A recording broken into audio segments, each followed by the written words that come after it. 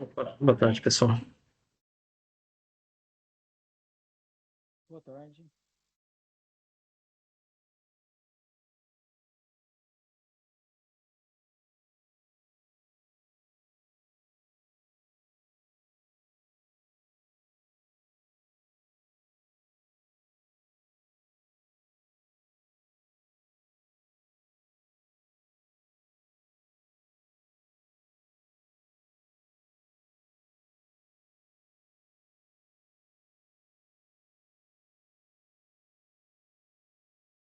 Boa tarde. Boa tarde, gente. Tudo bom? Boa tarde.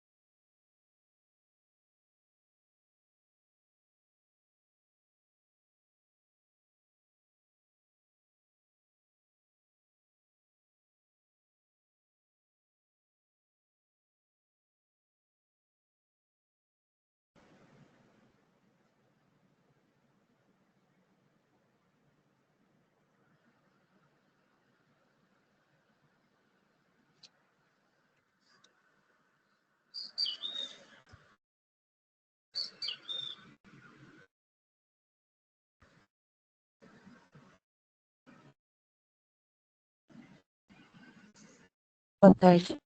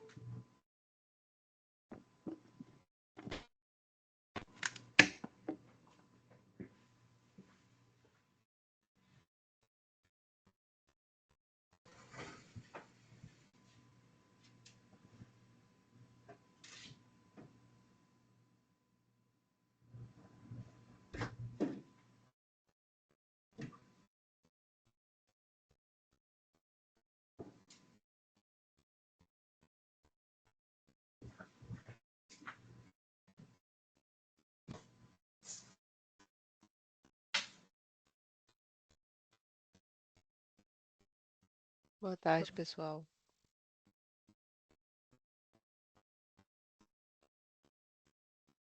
Boa tarde. Boa tarde. Boa tarde.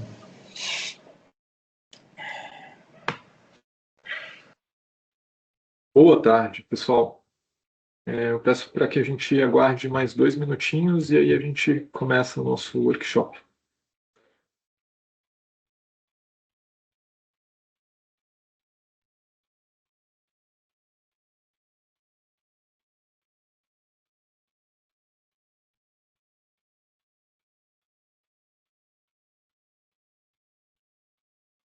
Boa tarde.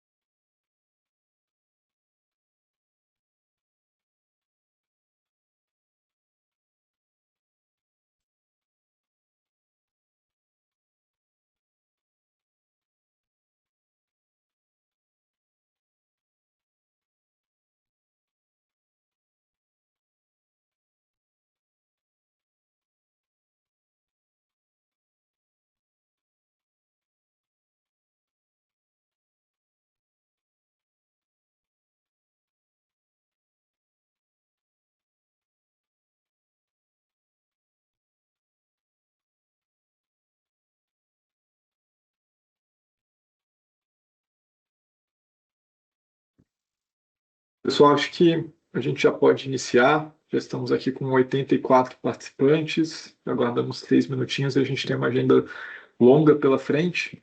Então, queria novamente desejar boa tarde a todos vocês. Aqui a ideia é a gente ter uma conversa sobre a jornada sem redirecionamento. Qual é a pergunta? A pergunta é o quê? Áudio vazando aqui. Beleza. Vamos lá. Então, começando aqui o nosso workshop, pessoal, eu queria primeiro compartilhar com vocês a agenda dessa conversa de hoje, também alguns recados gerais. Com relação à agenda, a gente deve ter aqui uma introdução que eu vou dar para vocês com relação a este piloto. Em seguida, o Wendel, que é nosso especialista aqui em JSR, vai falar um pouco mais do produto e também das funcionalidades que a gente está incluindo nesse versionamento. O Zé, também o nosso arquiteto aqui da JSR, ele vai explicar um pouco mais do ponto de vista das especificações técnicas, né, e também vai falar um pouco dos testes da FVP que a gente vai ter durante o piloto. A Débora e a Vivian aqui, as nossas especialistas em UX, em seguida vão apresentar a jornada para vocês, né, tanto a jornada do vínculo também como do pagamento, seja o pagamento imediato ou o Pix automático. O Paulo, em seguida, vai falar um pouco mais sobre a certificação FIDO. E eu volto com vocês aqui ao final para falar um pouco do cronograma desse piloto e também dos próximos passos, tá? Então, a ideia é que a gente consiga apresentar para vocês as novas funcionalidades, né? Apresentar um pouco mais o produto e falar mais no detalhe de como vai funcionar esse piloto. E aí, antes de começar, eu queria também passar por alguns recados gerais. O primeiro deles é que esse workshop está sendo gravado e ele será disponibilizado para todos os participantes. Queria pedir que as dúvidas que surgirem ao longo da nossa apresentação, que elas sejam preferencialmente encaminhadas aqui pelo chat, então que vocês mantenham o microfone fechado ao longo da apresentação. Ao final dela, a gente vai ter também uma sessão específica para dúvidas, onde vocês vão poder abrir o microfone, mas aí queria só combinar essa dinâmica com vocês. Todas as dúvidas elas vão ser respondidas. Se elas não forem respondidas durante o chat, né, ao longo da reunião, elas serão respondidas de forma síncrona e também serão compartilhadas com vocês, tá? Eu vou colocar aqui no chat também um formulário, e aí eu peço a gentileza de todos vocês que preencham ao longo aqui do nosso workshop. É um formulário de mapeamento da certificação FIDO. Acabei de colocar aqui no chat, peço que todos vocês indiquem aqui qual organização pertencem, o org ID, e que nos indiquem, né, se vocês já estão com a certificação FIDO em dia. E aí, queria também finalizar aqui dizendo que todo o material dessa apresentação ele também será compartilhado com vocês, junto com a FAQ, junto com a gravação. Então, pessoal, acho que só relembrando a todos, né, esse piloto será, acho que o terceiro piloto que a gente está, o quarto piloto que a gente vai estar fazendo. O primeiro que tivemos aqui na associação foi também o de JCR, só que à época para um grupo menor de instituições. Piloto é uma política que a gente tem aqui e que tem como alguns objetivos, né, principais. Primeiro, a gente garantir o comportamento funcional dos produtos e serviços do Open Finance.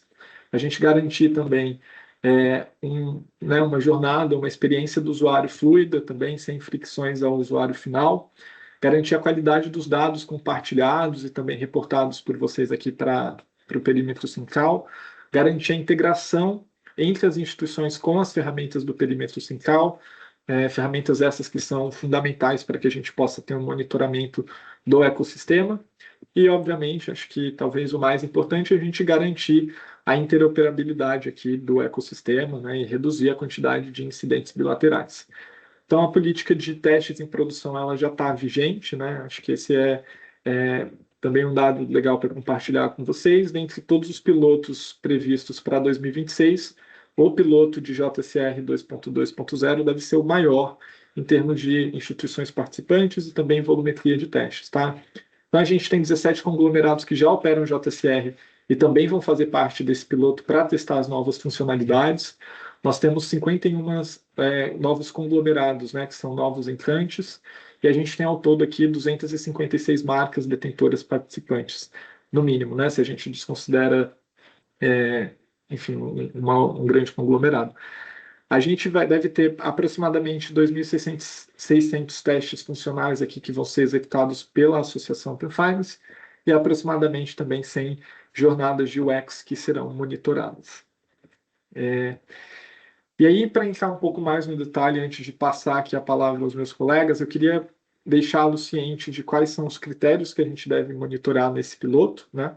Esses critérios, eles seguem à risca ali as diretrizes gerais da política de testes em produção, e eles vão estar separados, né, entre detentoras e também iniciadoras. Então, falando um pouquinho mais aqui sobre as detentoras, a gente deve ter, né, como primeiro item, o monitoramento da jornada de UX, né? Então, a gente espera ali o atendimento de requisitos mínimos do guia, né, que já está publicado, e a gente deve validar aqui tanto o vínculo do dispositivo para detentoras, como também a gestão do vínculo de conta, incluindo, né, uma funcionalidade que está sendo incluída agora, que é a edição de limites. A gente não vai testar a jornada de UX para todos os participantes, então aqui a gente vai testar apenas para um grupo de controle, que inclui todas as instituições que já operam a JCR, que vão precisar estar aderentes aqui, sobretudo a essas alterações que ocorreram na área de gestão do vínculo, e a gente também vai selecionar ali os maiores conglomerados dentro dos novos entrantes, para que a gente consiga também monitorar essa jornada. Para as detentoras, a gente também tem uma etapa muito importante, que é a execução dos testes funcionais via FVP. Então, aqui a gente vai esperar o sucesso completo em todos os testes para todos os servidores de autorização daquele conglomerado, tá? Tanto o PF quanto o PJ, né? Então, o PJ é também um segmento aqui que a gente está incluindo agora. Então, a gente deve ter 10 módulos de vínculo mais pagamentos imediatos e a gente deve ter 6 módulos de vínculo mais Pix automático, tá? Lembrando que aqui os novos entrantes eles vão ter que executar tudo de tudo para PFPJ. Quem já opera JSR vai ter que executar tudo para Pix automático, mas vai ter que executar também para pagamentos imediatos para PJ, tá bom? Então a gente não vai exigir de quem já opera a reexecução dos testes para PF, mas PJ, como está sendo adicionado nesse momento, a gente também vai monitorar isso de quem já tem a JSR. Então, é um pouco do que está aqui na obrigatoriedade, né? As instituições que já participaram do piloto anterior, elas estão dispensadas, mas as instituições, e também aqui um ponto, é que instituições que têm dispensa do Pix automático, obviamente, não precisam ter sucesso aqui nos testes do Pix automático. Para as instituições que for possível a gente monitorar a jornada de UX, a gente também vai ter um teste específico para validar o comportamento funcional após a edição do limite do vínculo, tá bom? Então, esse não vai ser um teste que vai ser executado para todas as instituições, vai ser um teste executado somente para aquelas que forem monitoradas ali em termos de jornada. Em seguida, a gente tem aqui um indicador, um item também importante, que é a integração com as ferramentas, e aqui a gente está falando da PCM, isso vai ser válido para todas as detentoras e também para as ITPs. A gente espera um pareamento igual ou superior a 95%, com o envio de todos os additional infos. Isso aqui é super importante para a gente conseguir monitorar o ecossistema, e a gente espera que todas vocês estejam prontas aí para reportar aqui para a PCM. E aí a gente entra com um critério que a gente chama aqui de engajamento, né, que são testes bilaterais de liquidação do pagamento, né? E aqui o que a gente espera é realmente conseguir concluir um pagamento iniciado a partir de um vínculo de conta, tá? Isso precisa estar bem claro para vocês. Então, as detentoras vão precisar liquidar pagamentos com pelo menos 10 ITPs que estejam participando desse piloto. E a gente tem aqui uma volumetria mínima de pagamentos, tá? Então, serão 100 pagamentos por produto, 100 pagamentos para pagamentos imediatos e agendados e 100 pagamentos para o Pix automático. Aqui a gente tem um detalhamento, então, quando a gente fala de pagamentos imediatos e agendados, é mandatório também que as detentoras ofertem o agendamento, então a gente vai cobrar aqui 30 pagamentos agendados, e para as detentoras que ofertarem para o público PJ, a gente vai exigir pelo menos 15 pagamentos PJ. E para o Pix automático, a gente tem aqui 30 First Payments e 70 Recurring Payments, e também a volumetria mínima de 15 pagamentos PJ. E ao final desse piloto, nenhum ticket bilateral pode estar em aberto aqui entre as instituições, a gente também vai estar acompanhando isso daqui. E também vai ser um critério de sucesso do piloto. Quando a gente fala das ITPs, a gente tem praticamente os mesmos itens, com a exceção da FVP, né? A FVP ela testa apenas as APIs das detentoras, então não existe FVP para iniciadora. Para iniciadora, o que a gente tem? A gente vai monitorar também a jornada. A iniciadora, a gente vai monitorar a jornada, tanto o vínculo quanto o pagamento, para os dois produtos, tá bom? Então, se quiser ofertar pagamentos imediatos ou agendados ou Pix automático, vai ter um teste específico.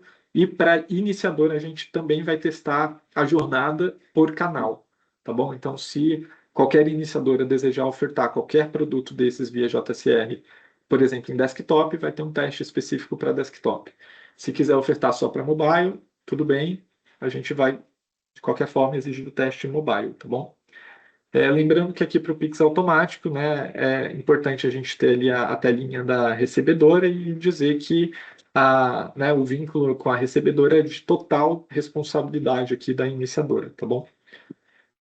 Integração com as ferramentas é o mesmo critério que vale para as detentoras, 95% de pagamento e envio de 100% dos additional infos. E a gente tem também aqui o critério de testes bilaterais, tá? Na ponta da iniciadora, a obrigatoriedade é com a realização de pagamentos com as 20 detentoras, com 20 detentoras. Dessas 20, 50% delas têm que ser pertencentes aos conglomerados do grupo de controle. Acabei de perceber que o footnote não está aqui, mas a gente adiciona no material final e a gente compartilha com vocês quais são essas instituições desse grupo de controle aqui. E também, e aí, olhando para a volumetria, também se mantém a volumetria mínima de 100 pagamentos, sendo pelo menos 30 pagamentos agendados para quem ofertar e 15 pagamentos PJ, tá bom? Se a instituição iniciadora ofertar esse serviço. Lembrando que a iniciadora, ela não tem participação obrigatória, então ela tem ali a opção de indicar para a gente o que ela vai desejar ofertar nesse piloto. Um ponto importante aqui, que eu vou também frisar no final, mas a gente já divulgou também no Informa, a gente pediu que todas as iniciadoras que queiram participar desse piloto, né, ou seja, que queiram ofertar o Pix automático, que queiram ofertar pagamentos para desktop, a gente pediu que qualquer iniciadora que queira participar, que abra um ticket para a gente no Service Desk até a data de 30 de janeiro. Então, a gente ainda não tem a informação de quais são os ITPs que vão participar, porque essa janela ainda está em aberto. Queria reforçar aqui o pedido. E a data de 30 de janeiro aqui ela é importante para que a gente consiga se planejar com relação à execução desses testes de jornada, tá bom? E para que a gente consiga também compartilhar com o ecossistema quais vão ser as ITPs que vão estar participando em tempo. Pessoal, então acho que em termos de critérios é um pouco disso. Eu volto a falar com vocês, né, cronograma, como que vai exatamente funcionar, como que a gente vai monitorar cada um deles no final aqui da nossa agenda. Mas eu queria já começar compartilhando com vocês o que vai ser acompanhado nesse piloto, antes de passar aqui a palavra para o Wendel. O Wendel é o nosso grande especialista aqui em JSR, e ele vai falar para vocês um pouco mais aqui do que é esse serviço aqui na trilha do Open Finance. Então, Wendel, eu passo a palavra para você. Posso só aproveitar para tirar uma dúvida aqui, Edu, antes de você passar a palavra para o Wendel? Eric, eu vou pedir que mande Deixa para o a final ali, dúvida aqui claro. se quiser mandar no chat, mas se não, para guardar, e aí no final a gente responde também. Então. Fala, Edu, obrigado aqui. Acho que, só dando um contexto, o desafio aqui do Open Finance em relação ao produto de jornada sem redirecionamento, ele é muito grande. Ele é um trabalho feito a várias mãos aqui. Eu sou só uma pessoa, um interlocutor ali que participa com grandes pessoas aqui nos grupos de trabalho e da associação, que estou dando voz aqui para essa frente, tá? E aí, seguindo aqui a apresentação, sem mais delongas, eu queria que você passasse aqui o primeiro slide. Acho que aqui a ideia, pessoal, é apresentar aqui um cronograma dos steps que a gente teve para fazer a implementação do produto da JSR com o Pix automático e as demais melhorias, né? Então, lembrando aqui alguns dos steps que a gente passou, a gente teve ali em maio de 25 um cronograma com as prioridades do Banco Central, almejando ali o desenvolvimento tanto da implementação do produto em si, como das demais produtos para o ecossistema. A gente teve também ali um trabalho feito pela associação de consolidar alguns itens que a gente tinha dentro do nosso backlog e incrementar ao escopo do produto, né? Até então. Em setembro de 25, a gente constrói ali a nossa primeira deliberação junto aos participantes e apresenta ela no CA. Essa deliberação é o que traz ali o nosso cronograma, é o que diz, o que nos norteia em relação às entregas que são necessárias para o cumprimento desse desafio aqui, tá? Em outubro de 2025, a gente faz o lançamento da primeira versão RC do produto. É o momento que a gente tem maior maturidade em relação a todos os incrementos e melhorias que a gente veio recebendo ali de inputs dos participantes, né? Entendendo ali a evolução do produto, e a gente solta essa versão. Em janeiro de 2026, a gente tem aqui o lançamento da versão estável, onde a gente garante que tudo aquilo que a gente veio aprendendo com os participantes, né, que, como eu disse no início da minha fala, essa construção ela é feita a 4 mãos, a gente faz ali o lançamento da versão estável muito com base em tudo aquilo que a gente conseguiu implementar, ouvir e evoluir ali o produto como um todo. E aí, como você bem colocou, a gente tem também ali o início do piloto acontecendo em fevereiro, né, onde a gente vai ter um período grande aqui de maturação, algo em torno de 75 dias para a gente acompanhar todas as instituições ali, ou o desafio maior, que vão ser ali mais de 100 instituições, enfim, que a gente vai ter aqui para poder fazer essa implementação e conseguir dar ali o selo de autorização para a publicação do produto como um todo em mar aberto. E aí, por fim, a gente tem um Go Live acontecendo do produto em abril. Boa. E aí, se você puder passar aqui o próximo slide, eu trago aqui a ideia nessa apresentação não é descer no nível ali sobre todas as características do produto, mas dar uma relembrada do que é a jornada, né? A jornada aqui, a JSR como um todo, né? Então, explicar aqui para todos que o fluxo da JSR, ela acontece em 2 etapas. A gente tem a primeira etapa que a gente chama de vínculo de conta, aonde o usuário, no ambiente ali da ITP, ele é redirecionado para a detentora e ele faz o vínculo da conta no qual ele quer fazer aquelas transações junto com o ITP no qual ele escolheu. É onde ele define dentro do ambiente da detentora os limites transacionais ali de cada uma dos pagamentos que ele pode operar, e o prazo de expiração daquele consentimento. Uma vez que isso foi definido, tem o fluxo do pagamento, que é a etapa em si do pagamento acontecendo, sem o redirecionamento para o ambiente da detentora. E aí, como o mercado vem adotando, vem falando aí como um todo, a gente tem algumas nomenclaturas para JSR, né? A gente tem a nomenclatura que é falada como PIX por aproximação, PIX por biometria, entre outros. Então, esse fluxo aqui que eu acabei de explicar, numa visão bem alto nível, é a jornada em si em relação à sua aplicação, né?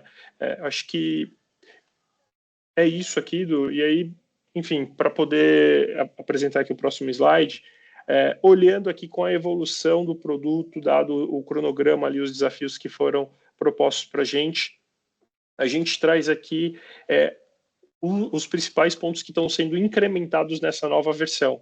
A gente tem aqui a possibilidade de hoje conseguirmos fazer pagamentos ali através do PJ, né? Então a gente expande a funcionalidade da JSR para o público PJ, permitindo ali acesso aos pagamentos sem ter a necessidade ali dos redirecionamentos, utilizando toda a estrutura do Open Finance que a gente tem. A gente também tem aqui a possibilidade de criar novos vínculos, né, com autorizações de consentimentos a partir do desktop. É mais uma possibilidade, é mais um meio para conseguir operar esse fluxo como um todo. A gente também tem aqui a condição de edição de parâmetros, né? Essa edição foi algo muito visto, dado todos os aprendizados que a gente teve e todos os inputs ali recebidos que eram necessários ali dar a flexibilidade para o usuário, né? Conseguir fazer a edição do prazo de expiração no qual ele dava ali para o detentor, ali junto com o iniciador, para que aquele vínculo permanecesse ativo, e ao mesmo tempo tivemos também algumas ponderações em relação à possibilidade de editar os limites transacionais, que são transacionais das operações de pagamento. Então aí a gente está falando de conseguir agora, sem a necessidade de criar novos vínculos, conseguir fazer edições de limites das transações ali operacionais que esse usuário tem ali definido junto com o seu detentor, tanto da transação quanto o limite diário. E aí, por fim, nessa nova adição aqui da funcionalidade, a gente fala do Pix automático. Hoje, o fluxo do Pix automático, ele já existe, ele já é operável, e a gente está adicionando as mesmas características de que já existe dentro do trilho do Open Finance na API de pagamentos automático, né? A gente está trazendo essas mesmas características aqui para o Open Finance. No final das contas, aqui a gente está dando a opção, né, do Pix automático, do usuário ali conseguir configurar débitos recorrentes com valores fixos e variáveis, né? E aí, o que isso traz de benefício tanto para o usuário pagador quanto para o usuário recebedor, né? Então, o usuário pagador, uma vez que ele autoriza essa transação, os débitos recorrentes eles são feitos de forma automática, né, na data certa, de forma segura e transparente. Tudo isso com base no consentimento que o pagador deu ali ao recebedor. E quais são os benefícios que a gente traz também para o recebedor nessa via aqui? O recebedor ele tem ali condições de enviar os dados da cobrança através do seu iniciador, né?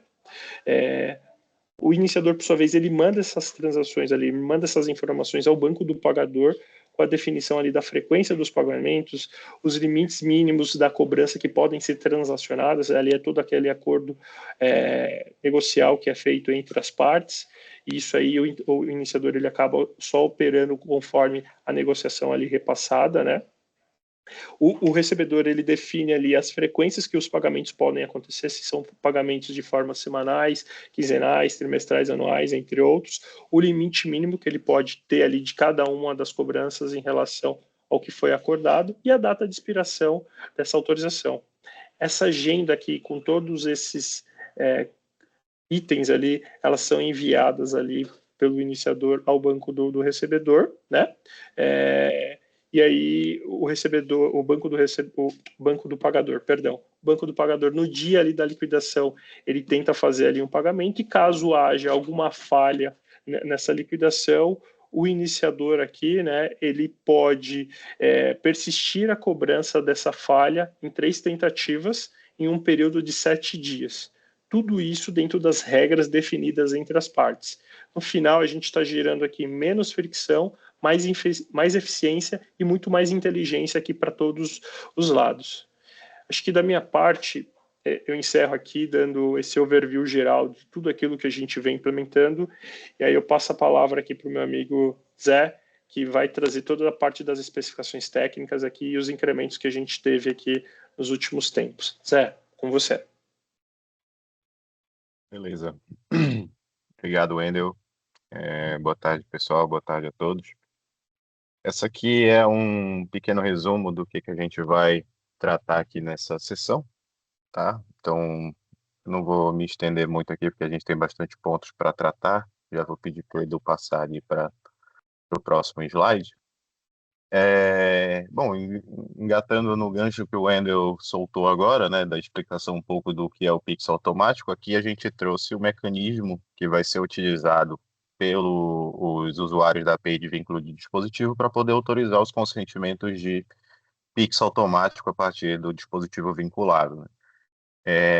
A gente criou um endpoint novo de autorização de consentimentos a partir desse vínculo, né, desse dispositivo vinculado e autorizado, e ele tem os mesmos moldes, digamos assim, do endpoint que já existe hoje, né, onde a gente passa ali o identificador do consentimento do path, e no body a gente manda as questões do FIDO, os sinais de risco, justamente para poder ter o comportamento mais próximo possível do que já tinha ali, para ser uma implementação mais suave para todos os nossos desenvolvedores aqui que consomem nossas APIs. Pode passar, Edu. Falando um pouco mais do Pix automático, o Pix automático em si, ele também tem limites, né? A definição do produto Pix automático, ela possui características de limitar os valores que vão ser transacionados ali dentro daquele consentimento. E a API de vínculo também tem, né, os limites para serem transacionados de acordo com o vínculo de dispositivo. Então, para a gente poder entender como que funciona esse tratamento entre os limites do vínculo e os limites do consentimento ali, e como que eles se intercalam, como que eles trabalham em conjunto, a gente criou esse slidezinho aqui, tá? Então, basicamente, né, a gente tem esses 4 quadradinhos aqui, né? O primeiro quadradinho amarelo ali, ele trata do pagamento inicial avulso, que também é conhecido como pagamento da adesão, que é aquele primeiro pagamento que o usuário necessariamente tem que realizar para poder passar a consumir um serviço, tá? Então, por exemplo, você vai assinar um serviço de streaming qualquer, para você poder passar a assinar, você tem que realizar um pagamento inicial e depois vão vir as recorrências nos próximos meses, de acordo com a periodicidade do serviço. Então, falando desse pagamento inicial avulso, o primeiro ponto é que o limite diário do vínculo é aplicado, tá? Então, se a gente observar as documentações do Arranjo Pix com relação ao pagamento inicial avulso, ele é considerado como um Pix normal, tá? Por ser considerado como um Pix normal, ele vai estar sujeito aos limites do vínculo, assim como qualquer outro Pix normal, que eu digo é Pix do Arranjo Pix padrão, sem ser do Arranjo Pix automático, tá? Então, Pixes do Arranjo Pix, eles obrigatoriamente precisam ter o limite do vínculo validado, tá? Então, esse aqui ele acaba sendo um Pix normal, o pagamento inicial avulso. Então, ele tem tanto o limite do diário do vínculo aplicado, quanto o limite por transação. E para computar esse pagamento, você vai computar o limite do arranjo Pix do usuário, tá? Então, todos esse tratamento diferenciado, ele tem um motivo que foi justamente isso que eu mencionei, né? Ele, apesar de estar dentro do fluxo de contratação de um serviço de Pix automático, ele é um Pix normal. Já falando das recorrências, esses sim são pagamentos recorrentes em si, e eles têm uma regra de tratamento do limite que é bem diferenciado, né? A gente pode observar ali que tanto o limite diário quanto o limite por transação não se aplicam para esses pagamentos recorrentes, né? Já os limites do consentimento em si se aplicam, né? Então, o próprio consentimento, ele vai ter o maximum variable amount ali, por exemplo, que é o valor máximo permitido, definido pelo usuário, e esse sim vai ter que ser considerado para as transações, né? Como se para as recorrências a gente olhasse para o consentimento de Pix automático, enquanto que para pagamentos do dia a dia a gente olha para os limites do vínculo ali, tá? E ele também consome o limite do arranjo Pix automático, tá? Não é do arranjo Pix padrão, entre aspas aqui, porque não existe um arranjo Pix padrão, mas é como a gente comumente chama, né, para diferenciar entre eles. Acho que importante, né? Isso é um ponto super importante de fato, que é um comportamento que só existe aqui no Open Finance com relação ao Pix automático, que é a falha do pagamento inicial avulso não rejeitar o consentimento, tá? Então, se a gente observar as jornadas, se eu não me engano, a jornada 3 e 4 de contratação que está disposto no manual do Arranjo Pix, elas contemplam o pagamento inicial avulso, tá? Só que, caso esse pagamento inicial avulso falhe, todo o processo de autorização falha. Enquanto que aqui no Open Finance, não, a gente entende que o ITP ele pode fornecer outros meios para o usuário pagar esse primeiro pagamento, né, que não seja ali durante a transação online. Então, a gente prevê que essa é uma possibilidade, logo entendemos que o consentimento em si ele não precisa ser rejeitado ou cancelado ou revogado por nenhum motivo, uma vez que existem outros fluxos que o próprio ITP também pode oferecer para esse cliente manter essa autorização e que o cliente do ITP também não perca a autorização e nem necessite que o usuário faça toda uma jornada de novo para autorizar um novo consentimento com um novo pagamento inicial. Tá?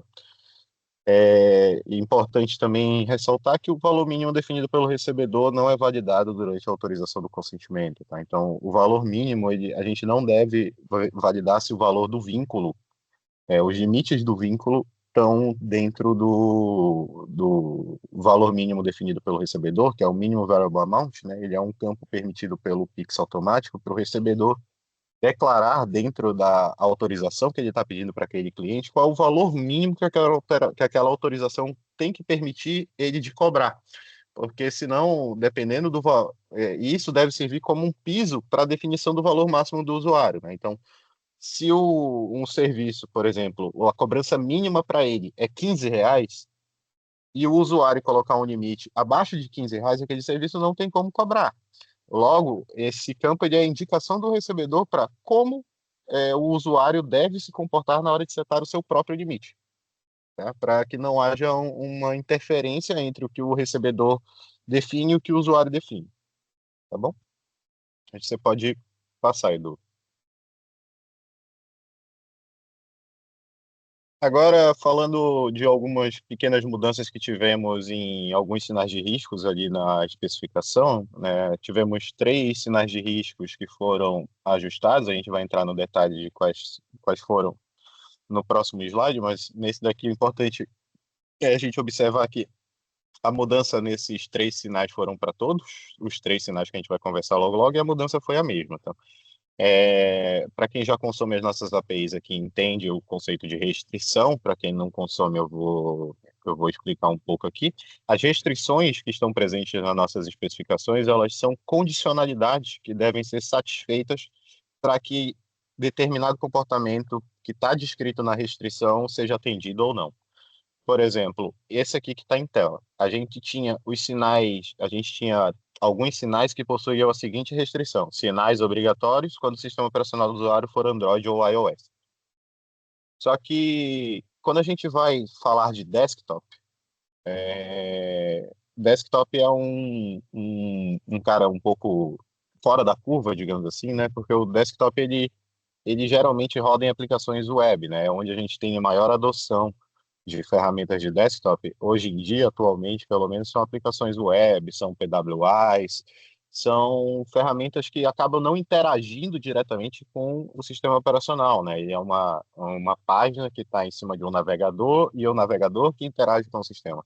Então, nem todas as funcionalidades que uma aplicação nativa que tem acesso à API do sistema operacional em si, vai ser possível de ser realizada a partir de um navegador, tá? Então, a ideia era que essa condicionalidade, essa restrição, ela fosse alterada para dar essa visão de que aplicações que são nativas para Android ou iOS, que têm acesso às APIs proprietárias do sistema operacional, que elas sim, obrigatoriamente, vão precisar enviar esses sinais.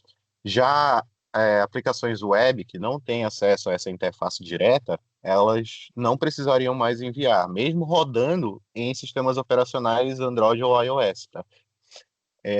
Além disso, também teve um outro campo de sinal de risco, que foi o Device ID, que a gente também ajustou. Antes, a especificação exigia que fosse uma combinação entre a chave de assinatura, o identificador do dispositivo e a conta do usuário na instituição, se não me engano. E agora não, agora a gente flexibilizou a geração desse Device ID, condicionando ele à garantia de unicidade.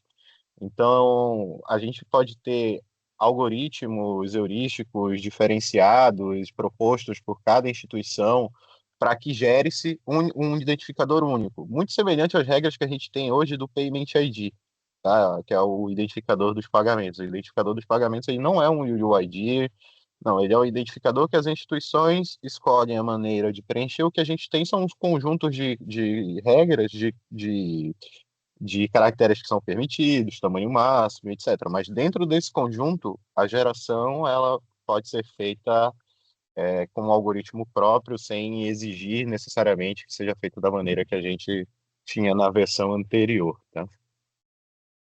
Além disso, também a gente teve um pequeno esclarecimento sobre os sinais coletados durante a autenticação cross-platform, né? Então, temos as questões das passkeys aqui, dos dispositivos autenticadores, né?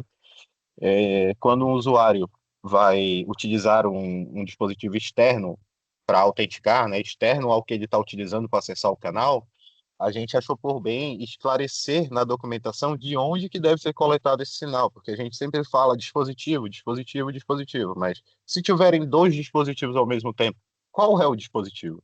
Tá? Então a ideia era justamente que a gente esclarecesse, é o dispositivo utilizado pelo usuário para acesso ao canal, e não o dispositivo autenticador móvel externo utilizado para assinatura. Tá bom? Edu, você pode passar para o próximo, por favor?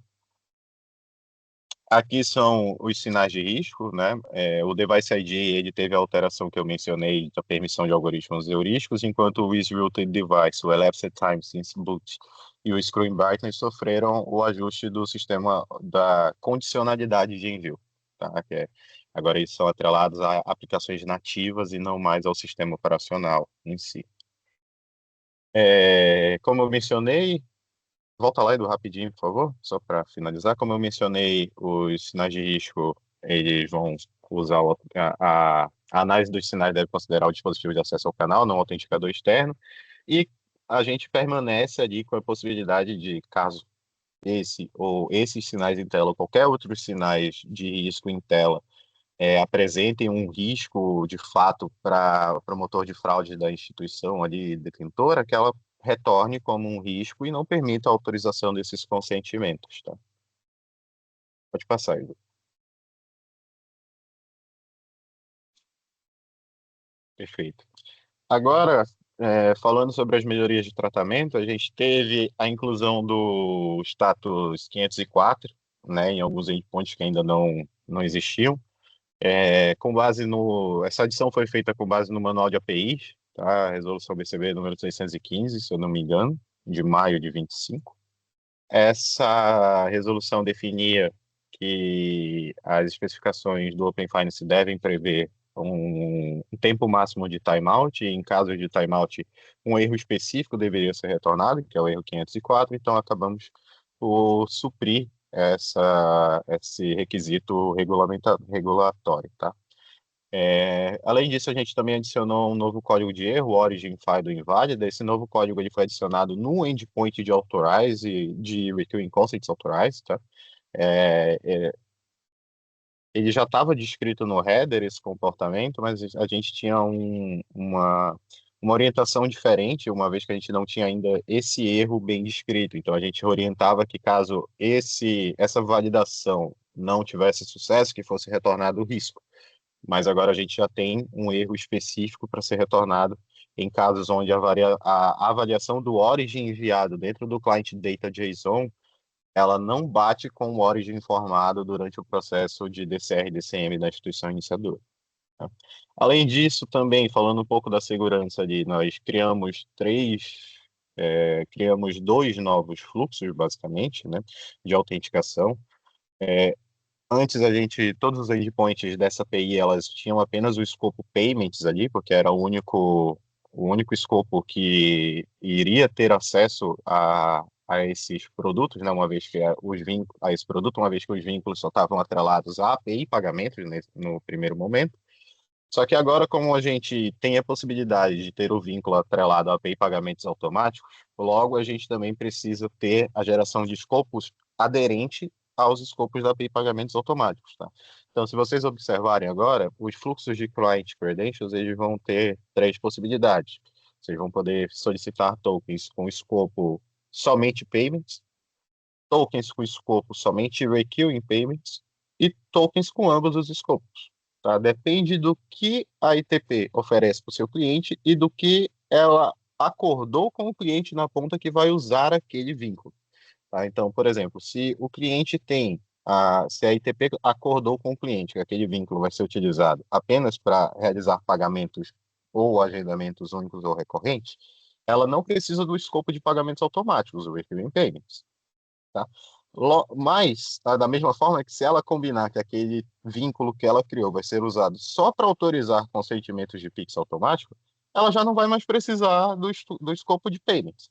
Agora, se é um vínculo de propósito geral, né, digamos assim, para o que está sendo possível de ser realizado até o momento, que a Ed vai usar para autorizar ambos os tipos de consentimento, então ela já pode pedir a geração daquele token do enrollment, né, do token do enrollment em si, com os escopos já das duas APIs para que ela possa usar aquele mesmo token para acessar as duas aplicações, tá? Só um lembrete, né? Aqui, como a gente tem essa validação de origin, tá? Então, se houver uma mudança dentro do software statement da instituição com relação aos valores que estão dentro desse array do origin, é necessária a realização de um novo processo de registro ou uma gestão do processo de registro ali, tá? A partir de um DCR ou um DCM. Falando agora da edição do vínculo, tá? Basicamente, ele é um processo simples, né? Ele é feito diretamente no ambiente do detentor, tá? Não é possível realizar através do ITP, logo vocês não vão ver alterações no Swagger em si, na especificação técnica da JSR, para um ITP fazer uma solicitação de edição de parâmetros. O que ele pode fazer é uma solicitação de revogação, né, que muda ali o estado, mas não é uma edição dos valores transacionados e nem do prazo de expiração, tá? Essas funcionalidades são exclusivas do ambiente do detentor e devem ser realizados por lá, tá? E aqui a gente está falando que é o usuário pagador, tá? Ele vai poder editar os campos Transaction Limit, Daily Limit ou Expiration Date Time, tá? Todos esses daí, no ambiente do detentor. E ali o tipo de alteração são exemplos apenas, tá? Não é exaustivo. Vocês podem observar exemplos exaustivos para isso dentro do ambiente da área do desenvolvedor.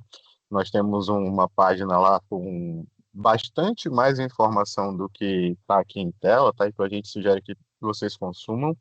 Ela foi publicada recentemente, junto da especificação da versão estável, e está bem descrito o que pode ser feito, em que cenário pode fazer, uma pequena descriçãozinha ali da alteração para auxiliar no entendimento. Então, recomendo que esse material seja consumido para um entendimento mais profundo de como isso aqui funciona, tá? Mas é isso, é basicamente o usuário editando os parâmetros, algum desses três parâmetros, ou os três, ou dois dos três no ambiente do detentor, e esperamos ali que,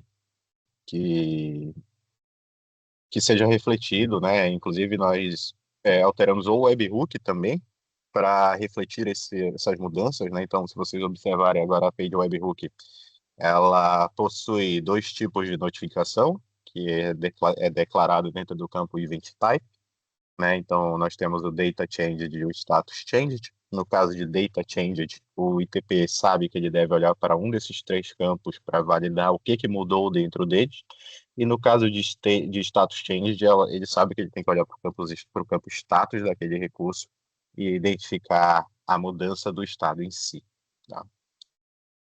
Pode passar, Edu.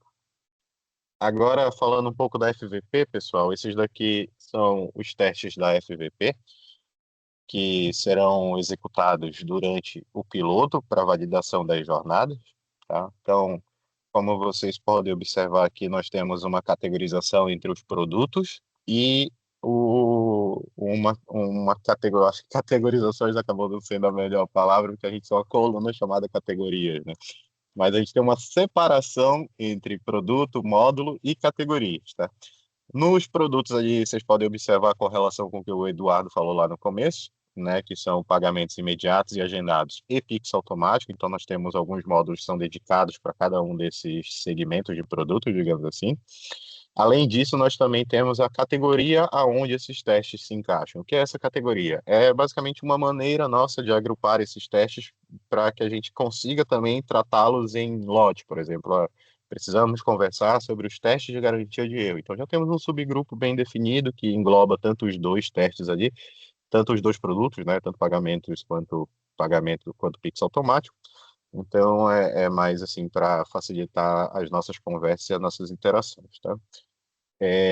Os testes de garantia de erro, vocês vão perceber que eles terminam em erro, tá? Então, a gente mapeou ali o que seriam os erros mais comuns, na nossa visão, pelo menos, que poderiam ocorrer durante o processo, para a gente garantir que esses erros mais comuns estão, de fato, sendo tratados da maneira que devem ser tratados. Assim como a jornada, a gente tem as garantias de jornada, elas são justamente os caminhos felizes, né? Porque a gente também precisa garantir que o caminho feliz funciona, né? Porque o nosso principal objetivo é que o caminho feliz funcione, né? Os tratamentos de erro, eles são importantes para dar visibilidade, né? Dado que nós somos um ecossistema, então os ITPs precisam ter visibilidade do que de fato aconteceu, para o usuário poder também ter essa mesma visibilidade que ele. Então é isso que a gente está tentando garantir aqui, tá? Que o usuário consiga, mas se ele não conseguir, que ele tenha uma informação clara do porquê ele não conseguiu. Quando isso for permitido também, né? Porque existem sinais, existem cenários onde esses sinais de riscos impedem esse prosseguir com essas transações e a detentora não precisa dizer exatamente qual sinal que deu um problema, tá? Até porque senão ela seria facilmente manipulável, e não é a nossa ideia aqui. Tá bom? Edu, você pode ir para o próximo? Não sei se tem um próximo. Ah, tá, tem, né? Coloquei esse último aqui só para a gente fazer uma recapitulação antes de eu passar para o próximo apresentador, pessoal. Mas isso aqui é basicamente o que a gente vai olhar da especificação, né? A gente vai olhar muito criteriosamente para a autorização dos consentimentos de Pix automático, o fluxo completo via dispositivo vinculado, tanto da realização, tanto da criação do consentimento, né? Essa criação não depende do vínculo, mas é importante também que funcione.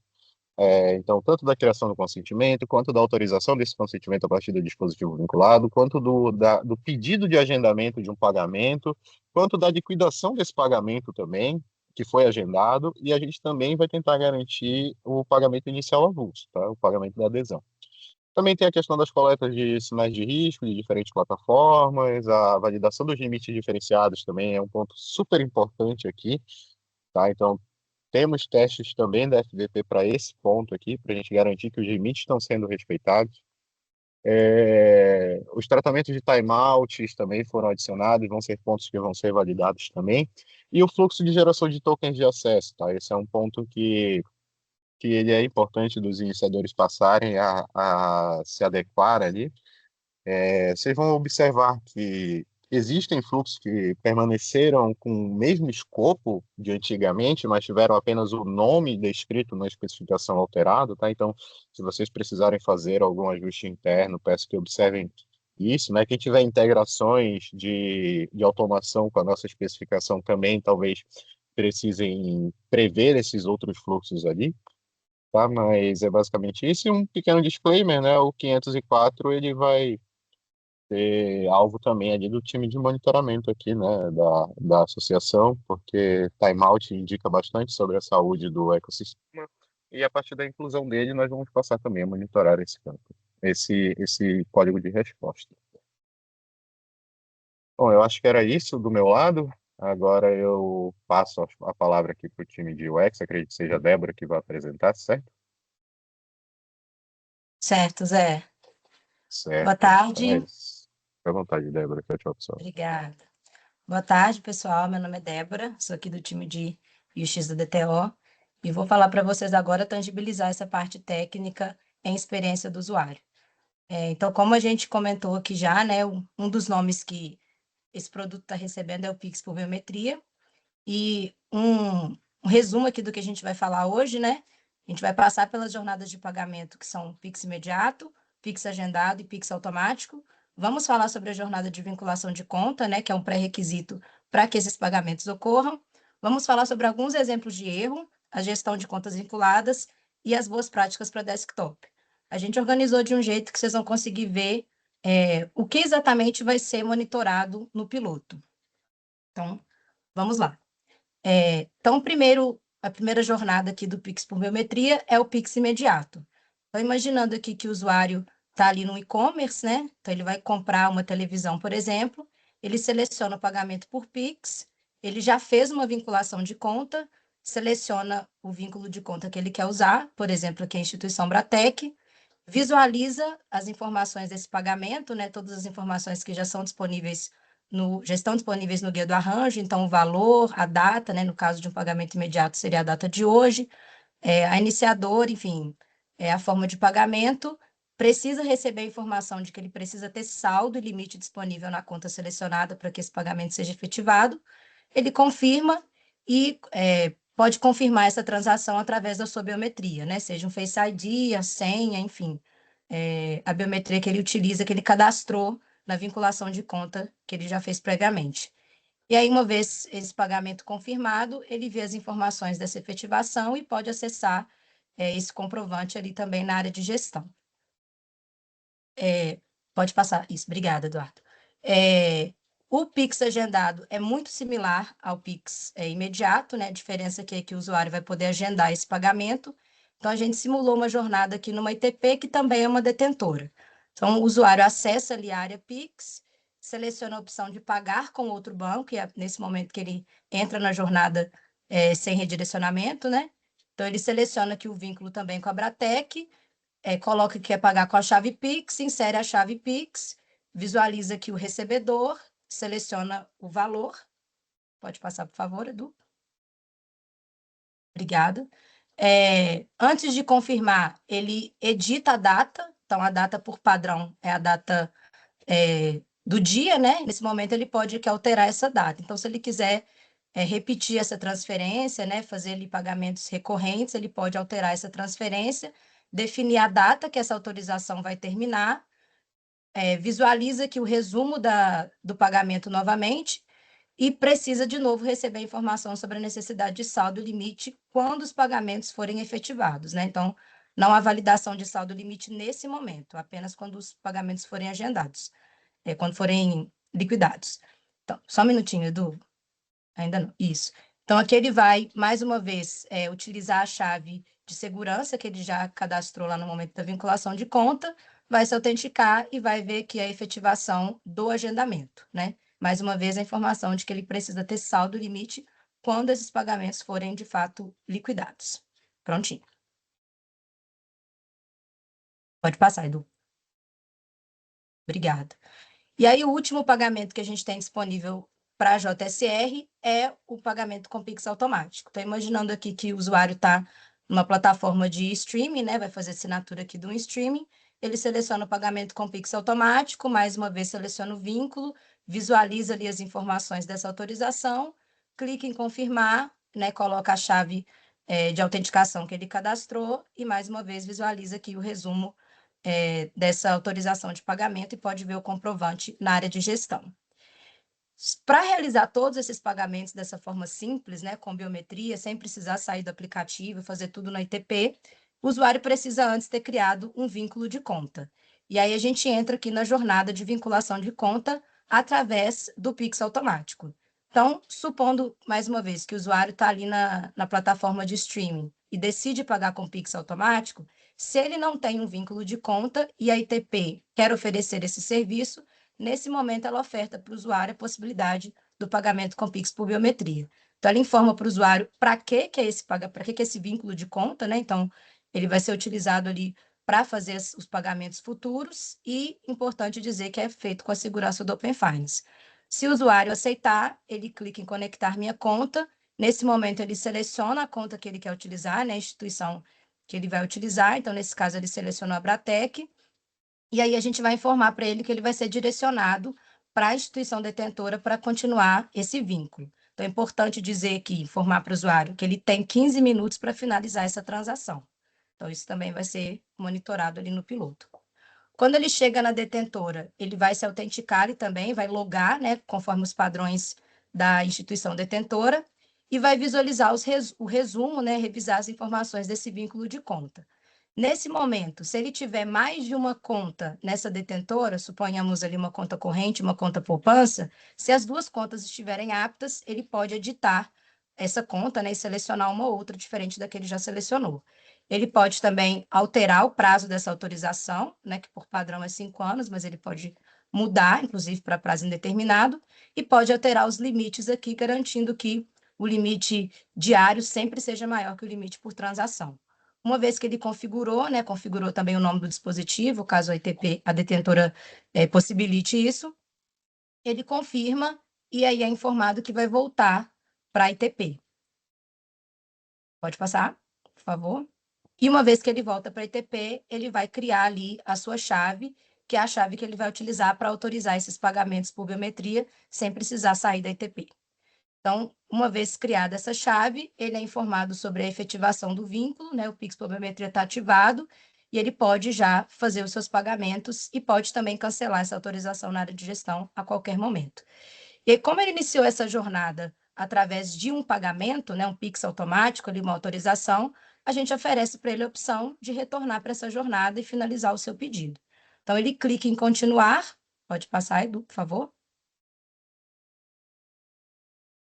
Ele clica em continuar, né, voltando aqui para a tela da informação de que o vínculo foi efetivado, e retorna para a jornada de pagamento com Pix automático. Então, ele confirma o pagamento, né, que ele já tinha iniciado, visualiza aqui os dados, confirma, já usa a chave que ele acabou de criar ali no vínculo de conta, né, sua biometria, e vê a autorização confirmada e efetivada com todos os dados previstos ali no guia.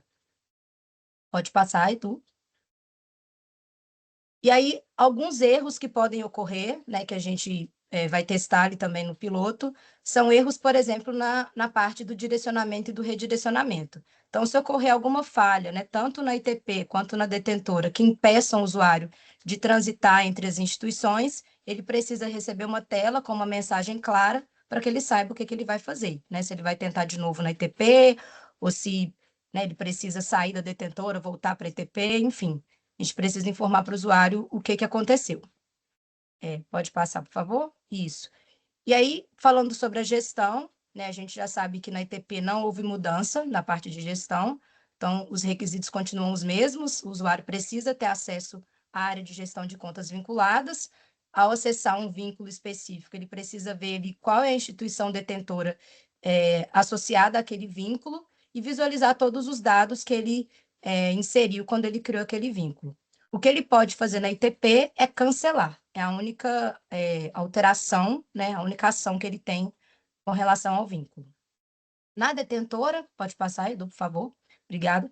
Ele também vai poder acessar esse vínculo de conta, né, quando ele clicar ali em um vínculo ativo ou inativo, enfim, ele precisa ver o status desse vínculo, né, qual é a instituição iniciadora que está também associada a esse vínculo, e aqui ele tem outras opções, como o Zé e o Wendel já falaram, que são as edições. Então, ele não precisa revogar o vínculo mais para poder criar um vínculo novo. Ele pode editar aqui o prazo da autorização e pode alterar os limites também, sempre respeitando o teto, né? Enfim, o da transação sempre tem que ser menor que o limite diário. Além disso, ele também pode cancelar esse vínculo na detentora. Pode passar, por favor, Edu. E aí, para finalizar, a gente tem a questão do desktop, né? Todos os requisitos, eles se aplicam tanto para a experiência mobile quanto para a experiência desktop. A gente não tem telas específicas para vínculo de conta, né? Para essas jornadas para desktop, mas a gente tem uma página muito importante, muito útil ali no guia, falando sobre as boas práticas para desktop, para garantir que a experiência seja muito similar. Então, todas as informações que estão no mobile precisam estar no desktop, adaptadas ao tamanho do dispositivo, para que o usuário tenha uma experiência fluida, né, uma jornada simples, sem fricção, e, enfim, a gente garanta o sucesso dessa jornada. Muito importante também lembrar que a gente vai estar avaliando telas adicionais, né, à jornada, então é essencial que o usuário consiga cumprir essa jornada, finalizar essa jornada do jeito que a gente idealizou, né? Então, sem oferta de produtos, né, ou de crédito, sem pedir confirmação extra, né? Então, por exemplo, o usuário está ali na detentora e ele já se autenticou, né, já decidiu ali na ITP que ele quer criar esse vínculo, a detentora não pode criar uma barreira, por exemplo, falando, tem certeza que quer continuar, né, que quer fazer esse vínculo. Então, a jornada tem que ser fluida, sempre garantindo a segurança e a informação clara para que o usuário saiba que essa jornada tem a segurança do Open Finance, não gere dúvidas nele. Então, é isso, muito obrigada e encerro aqui a minha parte. Boa tarde, pessoal. Vou falar um pouco aqui da certificação FIDO, né? Acho que como todo mundo já passou um pouco aqui na apresentação, a jornada sem redirecionamento acontece em duas etapas, né? O vínculo do dispositivo e depois o comando dos pagamentos que acontecem posteriormente, né? E a gente, quando fez esse fluxo, ficou muito em segurança, né? A gente precisava manter o alto padrão de segurança que já existe no Open Finance com a adoção do FAP, que é o fluxo com redirecionamento, né? E aqui a gente introduzindo o fluxo sem direcionamento, como isso iria funcionar, né? Então, nesse mecanismo, durante o vínculo do dispositivo, é feita uma jornada FAP tradicional, né, com redirecionamento em que o vínculo é criado, e embutido uma nova tecnologia para possibilitar que as aprovações do pagamento ocorram de forma simplificada, sem precisar do redirecionamento, acontece apenas com sinais, né, que são capturados ali no dispositivo do participante, né? O FIDO é a tecnologia que habilita isso, né? E da mesma forma que a gente é bastante rigoroso com a certificação de segurança FAP, que a gente exige que todo mundo se certifique para poder operar no ecossistema, aqui também com o FIDO a gente exige que os servidores FIDO, né, ali dos detentores de conta, também sejam servidores certificados, né? Então aqui eu quero passar com vocês quem precisa da certificação, quem precisa realizar de fato o processo de certificação, né? Como funciona um pouco desse processo, falar do custo, né? E depois como vocês, participantes, comprovam para o ecossistema que fizeram essa certificação. Poder avançar, Edu? Então, quem precisa da certificação? Todo detentor, né, que for implementar o fluxo JSR. Todos eles vão precisar de um Authorization Server que implemente o FIDO e esse servidor precisa estar certificado, tá? Agora, não significa que todo mundo vai precisar ir lá na FIDO Alliance e fazer a certificação do seu servidor, né? Na verdade, a gente aqui, diferente do FAP, que a gente exige que todo mundo de fato se certifique, a gente está possibilitando que quem contratar uma ferramenta ou solução já certificada, essa certificação é válida.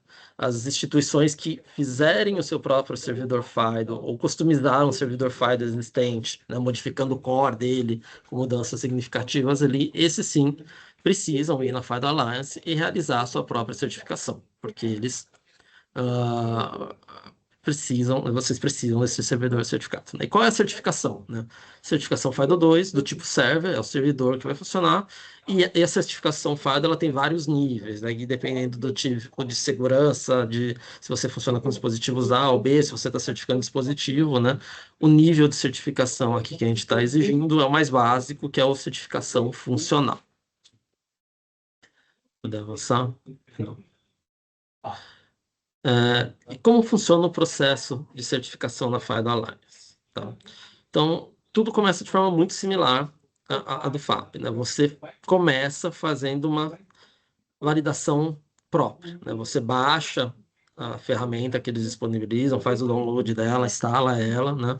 Executa os testes localmente, e quando você terminar com sucesso todos os testes, e você terminar tudo com sucesso, tá? Não pode ter erros, você vai passar para uma segunda etapa que chama teste de interoperabilidade, né? Esse teste de interoperabilidade é uma sala que eles colocam todo mundo que estão tentando se certificar, né, para fazerem testes entre si, para garantir que o servidor consegue se comunicar, ou o dispositivo, depende do que você está certificando, aqui no nosso caso o servidor, né, consegue se comunicar corretamente, está interoperável com qualquer servidor, né, que esteja ali, né. Uma vez esses testes sendo realizados, a certificação é emitida, né? E daí vão ter passes possíveis, que é, olha, eu quero usar a marca FIDO e divulgar ela, então vocês têm que preencher algum termo, algumas coisas nesse sentido, tá? Mas os 3 passos relevantes são esses, né? Você fazer o autoteste, agendar e executar o teste de interoperabilidade, e daí emitir o certificado. Se puder avançar, Edu, por favor. Bom, como que é a autoavaliação de conformidade, tá? Então, como eu falei, o próprio participante realiza, né? Uma vez que o teste foi executado com sucesso pela própria ferramenta, você submete o teste para a FIDO Alliance, né? E tem um prazo que, para você poder fazer o teste de interoperabilidade, você tem que ter terminado essa avaliação 14 dias antes, tá? Então, eles pedem esse prazo de antecedência, né? É exigido para o agendamento que todos os testes tenham sido feitos com sucesso, né? Incluindo serviços de consulta metadados ali, serviços que eles disponibilizam, tá? E para usar essa ferramenta, você precisa estar cadastrado na FIDO Alliance, é um cadastro que você submete para eles, né? Eu desejo, e em um dia útil eles aprovam esse cadastro, daí você consegue fazer o download da ferramenta, tá? Então, no próprio site da FIDO Alliance tem todo o caminho ali que vocês vão usar, tá? Bom, eu acho que aqui o título ficou errado, né? O agendamento do teste de interoperabilidade, tá? Então, como eu falei, eles querem garantir que a sua solução funciona com qualquer outro servidor FIDO ou dispositivo FIDO, né? Então, eles montam salas, né? Um fórum em que os participantes vão testar ali entre eles, tá?